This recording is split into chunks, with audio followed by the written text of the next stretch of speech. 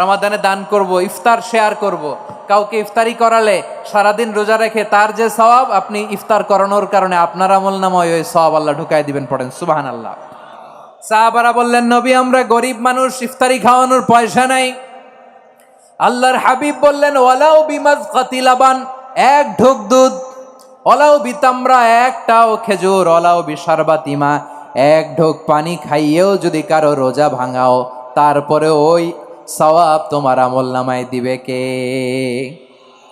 এই রমাদানে আমাদের কি করণীয়, কি বর্জনীয়? সংক্ষেপে 7টা করণীয় 7 মিনিটে, 7টা বর্জনীয় 7 মিনিটে বলে আমরা বিদায় নিব ইনশাআল্লাহ। বলেন, কেউ উঠা বসা করবো না ইনশাআল্লাহ। বলেন মাশাআল্লাহ, অনেক শান্ত। জি, আমার দিকে তাকান।